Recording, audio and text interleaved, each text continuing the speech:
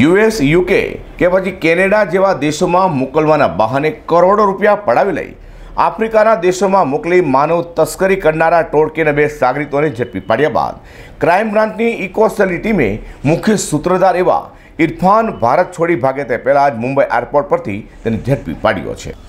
સુરતના ઇકોસેલની ટીમ દ્વારા વિઝા અપાવવાના નામે 6 કરોડ 59 લાખ રૂપિયાનું કૌભાંડ આચરનારા અને ખોલવડમાં રહેતા આબિદ મુલતાની, કામરેજના વાલક ગામમાં રહેતો શકીલ લતીફ મહિડાની ધરપકડ કરી છે।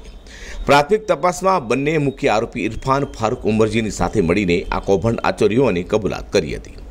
આબિદ મુલતાની, શકીલ મહિડા તેમજ ઇરફાન ઉમરજીએ ભેગા મળીને સુરતથી વિદેશમાં જવા ઈચ્છતા તેમજ વિદેશમાં અભ્યાસ અને ત્યાં કામ કરવા ઈચ્છતા લોકોને વિવિધ લોભામણી વાતો આપીને સૌપ્રથમ દક્ષિણ આફ્રિકાના ઘાના દેશમાં મોકલ્યા હતા।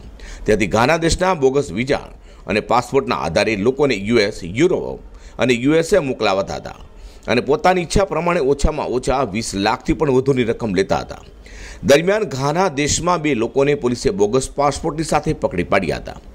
આ બંને વ્યક્તિને છોડાવવા માટે ચીટર ટોળકીએ 40 લાખ રૂપિયા પડાવી લીધા હતા તે વિગતો પણ બહાર આવી છે। આ ચીટર ટોળકીનો ભોગ બનેલા ગાંધીનગરના વેપારીએ ઇકોસેલમાં આ બાબતની ફરિયાદ કરી હતી, જેના આધારે પોલીસે આકીબ અને શકીલની ધરપકડ કરીને તેઓને કોર્ટમાં રજૂ કરી 14 દિવસના રિમાન્ડની માંગણી કરી હતી। બંને તરફ હાજર થયેલા વકીલ ઝફર બેલાવાલે દલીલો કરીને રિમાન્ડ નામંજૂર કરવા જણાવ્યું હતું। કોર્ટે બંને પક્ષોની દલીલો બાદ બંને આરોપીઓના 5 દિવસના રિમાન્ડ મંજૂર કરતો હુકમ કર્યો હતો। તો મુખ્ય આરોપી ઇરફાન ઉમરજી મુંબઈ એરપોર્ટ પરથી વિદેશ ભાગી જવાની ફિરાકમાં હોવાની બાતમી મળતા જ ઇકોસેલની ટીમે મુંબઈ એરપોર્ટ પરથી આરોપી ઇરફાન ફારૂક ઉમરજીને ઝડપી પાડ્યો છે। પોલીસના જણાવ્યા પ્રમાણે ચીટર ટોળકી લોકોને પોતાની ઠગાઈનો ભોગ બનાવવા માટે પોતાના ડેબિટ કાર્ડ અને મોબાઈલ નંબર નાખી દેતા હતા।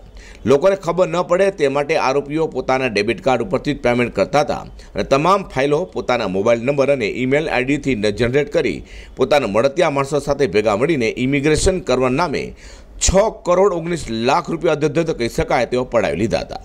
આમાંથી ગાંધીનગરના વેપારી પાસેથી ચીટર ટોળકીએ 1 કરોડ 20 લાખ રૂપિયા આંગળીયાથી મંગાવ્યા હતા।